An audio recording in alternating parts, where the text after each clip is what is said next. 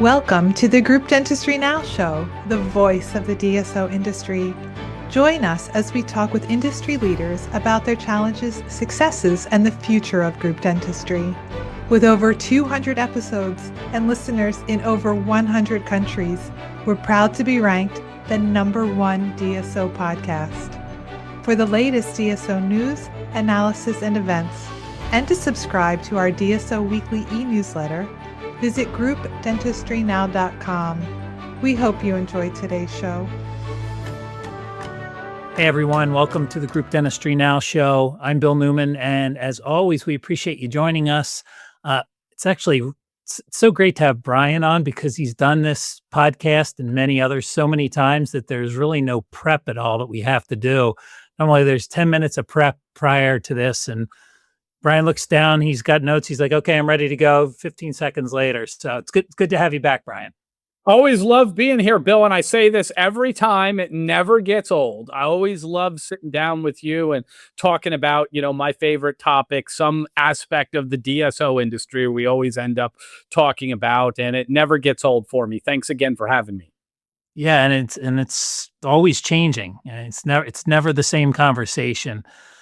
So we are going to talk about which I can't believe it, but it's the 13th annual Dykema DSO Conference. 13th, son of a gun. You wrote that incredible article. I think it was the third one. It was the one we had in the train station. You didn't miss much. I don't think you were there for one or two, and I'm glad because you probably wouldn't like us too much if you were. But you came at the third one, which, was really the first one that I think we have substance. We had a few hundred people there, and it was down in the train station. And I always remember you wrote a really kind and a really nice article about it. And we weren't nearly, as well known then. And I really appreciated that. Well, thank you. And I'll have to say, sitting in the audience, I didn't understand half of what the heck anybody was saying, but I learned. So it took me a little while, but there was a lot of great information. I think you had somebody there from, I don't know if it was the Texas Dental Association, or there was a lot of talk about some of the legislation that was going on in Texas at that time. But yeah, really, really interesting conversation. It was in the basement of the Aloft Hotel, if I remember. There used to be a train station. They turned it into the Aloft Hotel. And yeah, we got about 300 and something people there. And we'd only planned on about 100 or so at the Omni because we had, as the story goes, 41. Then we had 75. And I thought, well, maybe I could get to 100. And I never thought I'd get to 300. So we had to move out of the Omni. They didn't have any space for us. And the only thing, the thought, Bill, of doing that today in 2026, securing space in like 30 days or something is ridiculous. But our event team back, that would have been about 10 years ago, was able to secure that space. It was a brand new hotel. It just opened. Their basement, which used to be a train station, was available, this big cavernous space. And we were able to secure it on like 1 month's notice. Yeah. I had no idea. That's a great backstory. So we're, of course, back in Denver at the Gaylord Rockies, July 15th through the 17th, although those dates are a little deceiving because so many people get there early and so many people leave late. So it's become pretty much a week-long event. Yeah, it has. It's become like, whatever people say, Oscars week or this week or something. It really starts, people come in often on that Sunday or, that Monday, and they stay till Saturday or even later sometimes. So we'll dig a little bit deeper into the agenda that you have in front of you, and it'll be soon on your website, and we'll have it on our website as well. But first, let's get an industry update. Like I mentioned earlier, things change in this industry. We're always talking about something different, and as much as you can talk about it, there seems to be a lot of conversation about some DSOs still struggling. You hear about practice closures or selling off locations. So there's some negative things maybe going on, or maybe some right sizing. Maybe it's not negative. Maybe it's just something that should have happened a while ago. But some interesting things being talked about. Of course, most of these organizations, except for Park Dental Partners now, are privately held. So we don't always necessarily know what is really going on. So give us a little bit of an idea of what's going on in the industry. And I'm sure you're going to talk a lot more about this at your conference, but just maybe a little bit of a highlight of what you might talk about there. It's still choppy out there, Bill. I mean, it's kind of a continuation of the challenging conditions that began. I pinpointed them to around June of 2022. The Ukraine war started, the interest rates skyrocketed, inflation skyrocketed, and all of a sudden, organizations, DSOs that maybe had, just by way of an example, $100,000 of free capital or free EBITDA every month went from having $100,000 of free cash to maybe having to lay off 10 or 15 people to break even. It was dramatic. It was breathtaking in not a good way. And we've been working through that for really, going on the last 4 years. We've been dealing with those really choppy conditions. I think the really, really bad things that were going to happened in 2023. There were some organizations that, as you know, went out of business, went into receivership. A lot of that stuff, the banks took the keys. That stuff happened in 2023, maybe some of 2024. Most of that is over with now. There are some organizations, though, that are finishing up sort of, their sort of workaround or their restructuring as a result of those conditions. So you do hear about some instances where they are restructuring some things. Maybe a bank now becomes a shareholder. The lender was a lender, and now they become a shareholder of the company. You're seeing a little bit of that still go on. You're also seeing certain situations where unprofitable locations are being sold off, or a couple organizations are downsizing and selling pieces of it off. And, that these things take years. Some of that is still going on, but, we're on the downside of all that, or, we're on the, however you would say, things are looking up, and we're sort of, we're on the downhill portion of the race, and we're working through, the last little bits of most of these issues. That's good to know. And I was having a conversation a couple days ago with a large DSO that had not done any M&A. As we know, a lot of M&A just ceased for since 2022, 2021. And now they're back at it differently than maybe they were. But I'm hearing more and more of that. And it seems with some of that DSO deal roundup that Kim puts together every month, it seems like there's more and more activity. So that's encouraging. I mean, the challenge will be, to build premium organizations that people want to buy. I'm saying on the big deals, most of, I shouldn't say most, but a lot of the industry is maybe back to highly selective M&A. It's not like we're going to buy everything in sight like Pac-Man in the 80s. Remember that one, Bill? It just gobbled everything up. We're not gobbling everything up anymore, but we are going to do highly selective M&A, and we're going to buy, the things that make sense for us to buy. And that's good. And the organizations are now continuing to grow. But the real challenge becomes making an overall premium organization that the next buyer wants to step up and buy, or maybe you even go public, that the public markets are interested in. Yeah, that was exciting. Park Dental and them, it was a small piece of the organization that went public. I think they raised about $20 million, but it's very interesting, and I think it's going to give us a lot of insight now that they're publicly traded. We're going to get a real chance to see how they do, and certainly really enjoy the team there. So I'm hoping for the best, and they've seem to be an organization that's built to last. So it's encouraging. Yeah, I mean, that was a microcosm of what you're going to see now. Obviously 20 million was, I think everybody would agree, a rather modest size to go public, but still, they followed the roadmap, they got it done. And I think it is sort of paving the way for some of the larger organizations to look at that when the market improves a little more.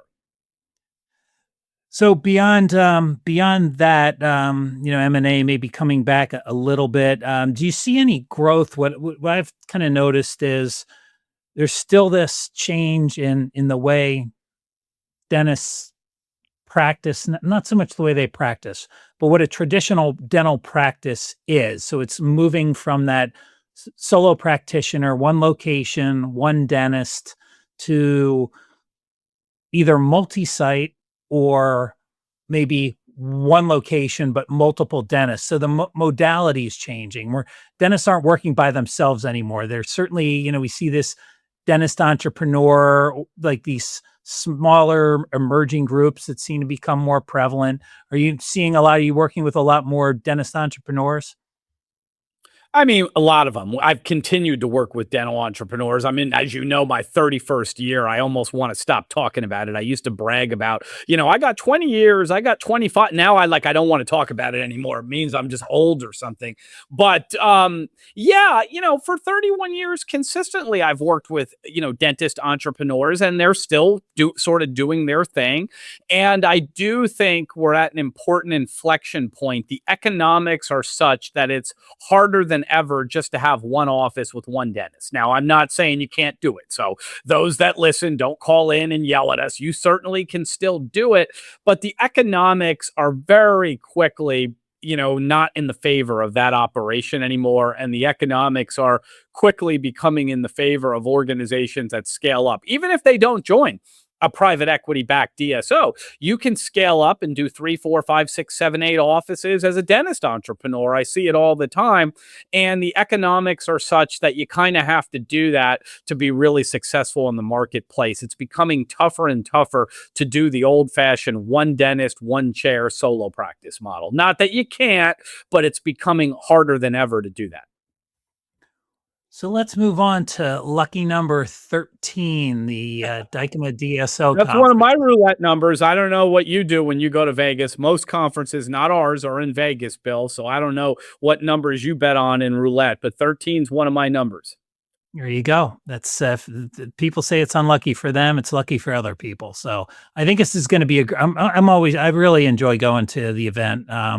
It's become, a staple. And I always say that, if there's one event that if you only had one event to go to in the DSO space, it should be the Dykema conference for sure. And I want you to talk a little bit through what we should expect this year. You kind of shared a couple of things with me, but you've got the agenda about 85% complete.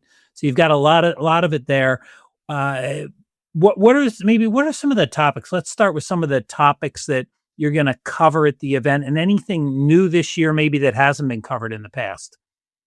Yeah, I mean, the theme this year is Journey Through DSO History, not just from a nostalgic standpoint, although I've got a great video. I've commissioned a movie studio, and I've got a short film called Journey Through DSO History. I can't wait to show that to the DSO community as part of the event. It's going to be from the beginning of time through, July of 2026, and it's going to be a fun journey through DSO history. But, that's a little more nostalgic, but the whole point of Journey Through DSO history is to learn from, the successes and the mistakes of the past, because we now have, close to 30 years of history. If DSOs really started to form in the mid to late 90s, we're right on around 30 years of history. And we've learned some valuable lessons along the way. The problem, Bill, is many of the people that are operating today have only been operating for 5 or 10 years. They weren't there 30 years ago. Like I was, the dinosaur me. I was there 30 years ago. And maybe they don't understand everything that occurred 30 years ago, and certain patterns repeated themselves. Some were successful, some weren't. So we're going to take everybody on a journey from the beginning of the DSO history to where we are now, and talk about the successes we can learn from, and also some of the mistakes that were made and how we learned from them. And certainly, I'll kick it off with Journey Through DSO History, and then we've got Steve Bilt, CEO of Smile Brands, leading right along that theme. I think one of them mine is Journey Through DSO History. Then we have sort of Lessons Through DSO History. Then we have a panel called Turning Points in DSO History. And I know Steve's going to do a presentation, and then he's going to be joined by an expert panel of CEOs and other experts in business on successes on a longitudinal basis, if you will, to talk about, lessons that can be learned from the beginning of the DSO industry to where we are now, and how we can build organizations in 2026 for success. So sort of the theme this year is Journey Through DSO History, Lessons Through DSO History, Turning Points Through DSO History. Yeah, I think that's important too. I remember early on in our existence at Group Dentistry Now, you wrote an article, really kind of talked about DSO 1.0. And I mean, really, right? DSO is it's a relatively new acronym. They weren't always called DSOs. That's within the past probably 10 years, I would say. Yeah, around 14 or 15, 13. I think the ADSO came up with the name. It was interesting, Dental Support Organizations, around 2014 or so, something like that. Before that, they were dental service organizations. Of course, you can still call them a dental service organization. You can call it a dental support organization. Before that, if we go back to the early 2000s, they were called practice management companies, DPM, dental practice management companies, MSOs, either medical service organization or managed service organization. I mean, they had a whole bunch of names that they went by, but yeah, probably the last 10 years, they're either called dental support organizations or dental service organizations, DSOs. So this kickoff that you're going to do, followed by Steve Built and the panel discussion, that's going to be on the 15th. But you also there's quite a bit the day. So that'll be on prior. the 16th. Remember, the 15th would be the Wednesday, and we're going to kick off with a whole bunch of workshops, and certainly our opening reception on the 15th. And we got some really good workshops this year. We've got a technology you're right. So the 15th. So a lot of people arrive super early. They might arrive on Monday or Tuesday, and then Wednesday is, you can sort of call some of it pre-conference workshops, and then there's the official networking event the night of the 15th, right? And then the 16th is when you kick things off in the morning with your journey through DSO history. Yes. Yeah, that's exactly right. And throughout the day, Woman in DSO has an incredible panel. Larry Benz from Dental Care Alliance is going to give an incredible keynote later in the afternoon. It's about, he's coming up on his 1-year anniversary, and it's going to be what I learned in my first year as CEO of Dental Care Alliance. I'm really looking forward to that. Appreciate Larry making the time, to do that kind of, presentation. We've got a private equity presentation we're going to do that I'm really excited about, that's going to talk about the options for how you restart the M&A markets, and what we can do to maximize value of organizations. So I'm really excited for that one as well. And then we've got some of our, remember, the most powerful 3 hours in the history of the DSO industry. We're not quite doing that this year, but everybody loved the 15-minute segments, and we've got 3 or 4 15-minute segments on things such as patient finance and how to get the most from a psychological factor, how to get the most out of your employees, and how to create high-performing employees at organizations. We've got a panel that we're going to discuss about AI, how to work through the background noise. What is value-added AI versus AI that's just sort of a shiny object?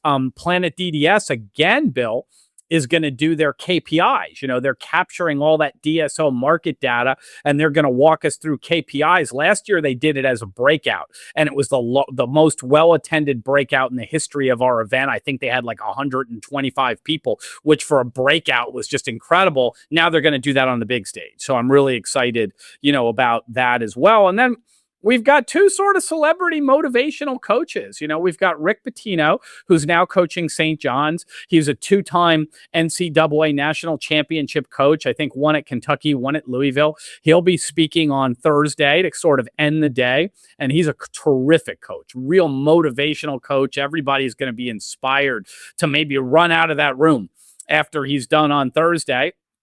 And then on Friday, we've kind of got Nick Saban under contract, and he's a great speaker, one of the all-time winningest coaches in football history in college, and really excited to have him. So you got a lot going on for sure. So we've got 2 big celebrities, and that's Thursday late afternoon, early evening, and then we've got Friday with Nick Saban. Yeah. Yeah. Friday to end the conference like we've done. I mean, it's been great. We've really maintained really high attendance on both days of our conference. You know this, Bill. People sometimes don't like to talk about it, but you attend a ton of events like me. And it's always sometimes sad when you're there on the last day and it's almost empty if there's good speakers. Sometimes you'll sit there and there'll be a speaker and you're like, gosh, this person's got a great message, except maybe there's 30% of the people there that were there the day before. We've been really lucky to maintain very high attendance on that Friday. And I think one of the reasons we do it is to kind of reward people for hanging around. We bring some really powerful speakers. And I think Nick Saban's about as good a speaker as you're going to get from a motivational team building, proven winner sort of standpoint. We're so excited he's coming on that Friday and he'll end the conference for us. What about some of the nighttime activities? What do you have planned at night? You always have a band. There's always something going on late into the evening or morning. Yeah, there is. And you and I talked about this last year. I can't remember if you quite showed up or not, but we've obviously we're gonna have the drone show again. Everybody loves that one. We're gonna have the Spasmatics. I got people threatening me, don't ever cancel the Spasmatics. So they're coming back, even though it's probably year 5 or 6 of the Spasmatics. Everybody loves the Spasmatics of the 80s. They're going to come back. And then sort of when that kind of wraps up, because it's got to, due to the curfew, I think around 10 p.m. or 10:30 or something, that wraps up because of the neighboring houses. Everybody notices how much the Gaylord has grown up by the Denver airport. There's all these neighborhoods around it. We're going to do the Club Fuego again, Bill. And you and I talked about this. I think you said you were going to bed last year. I can't remember if you ever made it over there or not, but I made it over there at 11 o'clock and it's 11 to 2. The thing went from like 11 to 3:30. Talk about getting shut down. The fire marshal, the Gaylord personnel, they kind of shut the thing down last year because it went way over time because everybody was having such a good time. I think it's booked 11 to 2. Lane Terrio, from CEO of Independence Dental, who used to DJ, many years ago, has agreed to do it again. We've made a big investment. We got LED lights, pyrotechnics. It's going to be an incredible club environment last year. And they're going to do that thing from 11 till 2, or if it's like last year, maybe even till 3 or 3:30 again.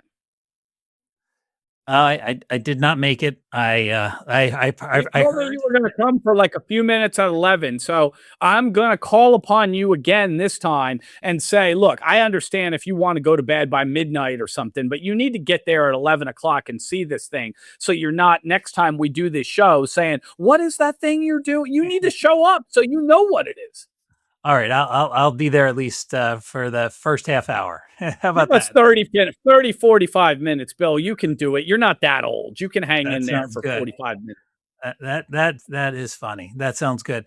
But people loved it. I mean, before we moved, people loved it. And they said, please do it again, because so many young people go to this event. I understand, Bill, you want to go to sleep, but so many young people attend this event and they don't want to go to sleep. And they're like, hey, we understand that the party outside has to end at like 10:30, 11 because of the neighboring houses. And we can't blast drones in the sky and rock out with bands and stuff because we're going to wake them up. But you got to give us something to do. And that's what Club Fuego is about. And people had a blast last year. So we're going to do that well into the night again on that Thursday. And then I guess we're going to wake up Friday. Hopefully everybody gets up. You can party all night, but you better get up on Friday because we've got an international panel again. That was incredibly successful last year. We're bringing back people from around the world, from Europe and Australia and Canada, and they're going to be on this panel. Then we've got, of course, buy side and sell side. And it's important this year because the M&A markets are starting to pick up a little bit again. So understanding what is going on buy side now, what is going on sell side now are really, really important. We've got sort of a CEO roundtable also on Friday. And then when all that kind of ends, we're going to end up with Nick Saban. So, that Friday will be an incredible day to do this. Excellent. And I would be remiss if I didn't give you all a discount code here. And Yep. Brian and the team at Dykema were very generous with the discount that they provided us this year. So it's the code is GDN, like Group Dentistry Now, GDN26, like the year, GDN26. And you save $250, which is no joke. So and I don't know if Brian was super thrilled about that 250, but we got it out of him. So, take advantage of it. No, we like to see people come. We really, really do. And, like I said, I'm sure it's not me. I'm sure my event team that watches the P&L on this. Yeah, if somebody's going to be, probably everybody in the industry by now knows Laura Blaine. Probably Laura's not too thrilled about it. But look, I really believe it's important that people attend this, and we want to do everything we can to, make it as affordable as possible for people to attend, because it's just an incredible event. Yeah. And speaking of that, how is it? And we know you run into this issue every year with hotel room availability. So we want to make sure that we people, if you're gonna go, you register early and you get your hotel room. Yeah, we did something a little different this year. Some people didn't like it, but I think on the whole, it was really good to do it this way. Everybody wants DSOs to attend this event. Obviously, the DSOs need to be there because it's a DSO event. All the vendors that sponsor want the DSOs there so that they can talk to the DSOs and network with the DSOs and hopefully make sales and do things like that with the DSOs. So what we did this year, Bill, is we offered hotel rooms first, because everybody should remember, or if you don't, the thing always sells out by April. It's always, all the rooms are gone. The conference is July or August, but it sells out by April. So what we did this year is we offered rooms to the DSOs first, because everybody wants DSOs there. And, they very aggressively gobbled up a lot of the rooms. There are rooms left, but the DSOs, had 30-day period to kind of go in there and get first opportunity to get their rooms, all the executives and CEOs and people like that. That period has come to an end, or it's going to end, I think, in the next couple days here. And then we're going to open up rooms to everybody else. But when we open up rooms to everybody else, my belief, Bill, I might be a little bit off, but we're already 60% sold out. I mean, just by offering these rooms, which is the right thing to do, so we could get as many DSO executives there as possible, because everybody wants to network with the DSO executives and the decision makers. But now that we've gone through that process of giving them first opportunity, there may only be like 40% of the rooms left when it opens up here in the next couple days. So more so than ever, people that listen to this need to pounce on those rooms, because they're 100% going to be sold out. Yeah. And all's not lost if you somehow don't get a room. I mean, the good news, you talked about the neighborhood growing up around the Gaylord, where there are more hotels than ever that are now relatively close, within a couple of minute Uber ride. I don't know if there's any that are walkable, but there's certainly some that are pretty close by, that if you can't get in, then you can always, there's some, and you'll probably have an overflow. A couple intoxicated people that did make the walk last year to a couple of the closest ones in the middle of the night, and they made it. They lived. So I can confirm for you that it may not be your first choice, but there are some that are walkable, in fact, that people have made that trek and done it. But yeah, there's probably 15 hotels within a 5 to 10 minute Uber ride. And, look, we're going to have another 2,700 people there. So, some people, just until they build another tower. They are building a tower at the Gaylord, and we're under contract for another 5 years, and that tower will be open in 2. So we'll see that during our contract term. But until they open up that next tower, we are going to be a little challenged on the rooms. And there are many, many hundreds of people that, stay at different places off site. And look, maybe it's not like totally ideal, but they have a good meeting. They get to get all their networking in. They get to see everybody they want to see. You can participate in every single thing we have going on, even if you're staying off site. I think some of the people, Bill, that went to Club Fuego till about 3 a.m, the Uber might have been a little off and they had to walk. But, with the exception of like 3 a.m, you can participate in pretty much anything that's going on and easily get back to your hotel. Oh, that's great. Well, I appreciate the update on the event. Like I said, lucky number 13. This is July 15th through July 17th. Again, a lot of people come in early and leave late. So there's always events, pre-meeting, of course, during the meeting, a lot going on. A lot of that's the other thing that I always fail to mention, but is really important. And people go to these meetings. I don't know if you've ever done a poll, but I would bet that number one is probably the networking, and secondarily, probably pretty close, is the content. But people really are there to talk to other people, whether it's vendors talking to DSOs, DSOs talking to vendors, or DSOs talking amongst themselves. And you've always built in a lot of great quality networking time, which is important. Yeah, Bill, and we're doing something a little different this year that I should point out, before we finish here today. We're ending the event, not ending it, but we're ending the main stage at 4:30 because on Thursday, because we used to go till 6:30, and I noticed something, and we used to break for the breakout sessions, I think around 1:30 or 2, or something like that. And what I noticed is the people that want to go to the breakouts, they're passionate, they're going to go. They're going to go no matter when I do the breakouts. And the bar started to fill out last year, I think a little too early. While it was great that we had networking going on, and I understand we had more people at this event than any other event in the history of the industry, and I know people want to get down to that bar and start networking, but it was a little challenging for me starting at around 3:30 in the afternoon to see the room, really start to thin out. So what we're doing this year is we're going to end the big stage at 4:30, and we're going to end it with Rick Pitino. Everybody should want to hear Coach Pitino talk. So my hope is we'll go back to, say, 3 years ago when that room was packed right up until on Thursday until we were done. And then people can start their networking at 4:30 if they want. If they want to go to the breakouts, that's when the breakouts will be 4:30 to 6. And I know everybody will, that wants to go to the breakouts will go to the breakouts. But the ones that just want to network, you can start that at 4:30. And the hope is that you'll stay, most of the day on Thursday and not abandon some of the panels and some of the presentations to go network. That's a new thing that just sort of started happening in the last year or two because the networking has just become next level, that people are starting to skip out a little early and start their networking a little early. So my hope is by restructuring this year, nobody has to do that. Everybody can hang with the main stage till 4:30, and then you can start your networking at 4:30 instead of 6 o'clock or 6:30. So you got all that extra networking time.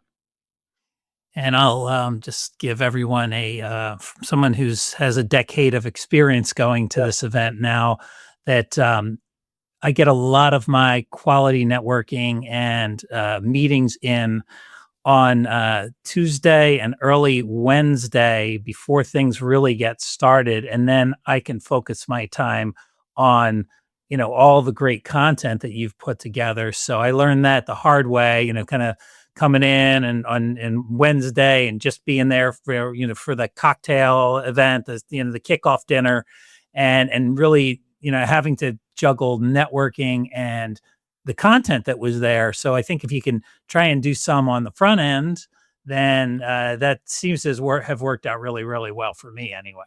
I mean, Bill, last year, for example, let's say we had 2,600 people at the event, which is roughly what we had. We had about 1,000 people there, maybe more, maybe 1,200 there Monday and Tuesday. Most events, as you know, Bill, if you just get 1,000 people, period, they think, yeah, hey, that's a great event. We've had 1,000 people there on Monday or Tuesday. And the reason those people are there is they want to get pressure-free networking. They want to say, if you're wandering around the Gaylord Monday afternoon or Tuesday morning, it's pressure-free. It's not frantic. People aren't running around. There's no main stage going on. Nobody's late for anything. And you can make appointments or, meetings with people and just sit there. And I see people relaxed. And it looks like a lot of people have told me, a lot of sponsors, they closed a lot of deals on Tuesday because they had an uninterrupted hour, sometimes 90 minutes to sit there with a prospect and really answer questions. I've seen people in the lobby and at the bar doing demos on their laptops. I mean, you'd never be able to do a demo on Thursday in the middle of all the action, but on Monday, on Tuesday, even Wednesday morning, people are doing full-blown demos. Some of the vendors have reserved, rooms, with permission of Dykema up there to have the rooms Monday, Tuesday, and Wednesday for those people that are there to have really pressure-free extended meetings where everybody's got plenty of time to talk about everything. Because once sort of, you get to Wednesday night, you're at that Woman in DSO event, which is, incredible. And then you get, to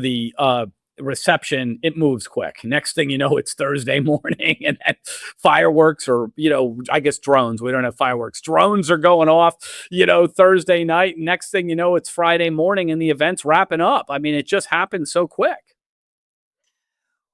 Well, I'm excited. I'm already I'm registered and I already have my flight, believe it or not. So I'm ready to go.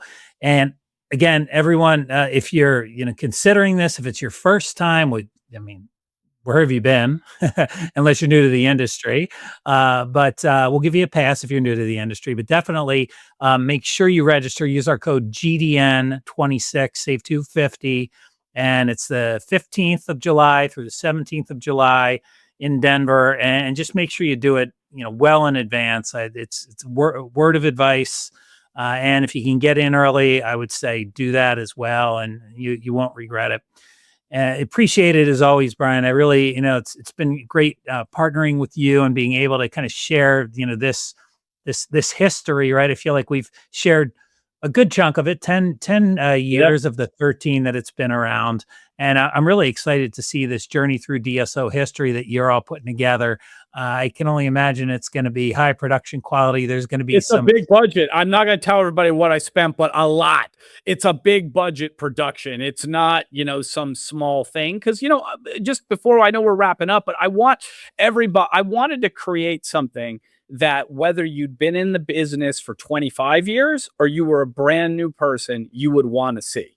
And virtually every DSO of any sort of substance, it's possible there's a 2-office DSO that we missed somewhere, but any DSO of, substance is going to be featured, in some way in this video. And there's going to be milestones and all sorts of, things that occurred in the industry that were, landmark things that occurred. So whether you've been in the industry for 25 years, you're going to be curious to see where your organization, ended up in history. And by the way, Group Dentistry Now is featured in this as well. I just should say that to everybody. And I want, people like Bill and Kim will be up there like, hey, where are they going to talk about Group Dentistry Now? I want that kind of excitement.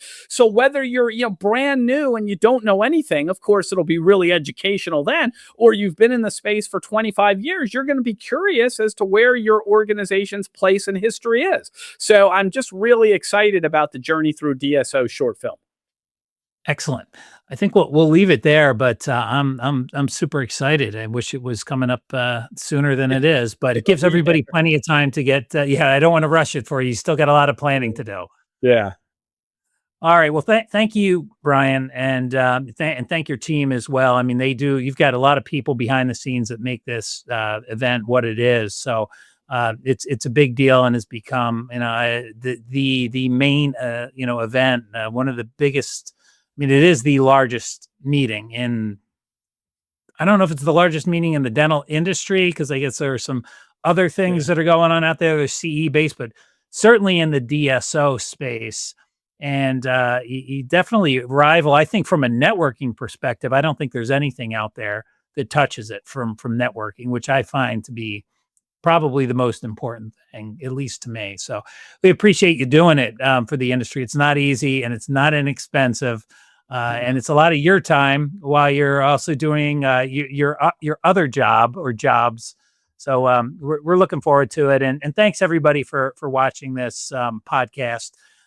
We appreciate your support, and we'll see you all in Colorado at just a couple of months, really. So Thanks, Brian.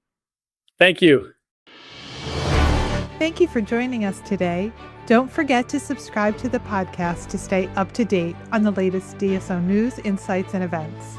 Also, subscribe to our DSO weekly e-newsletter at groupdentistrynow.com.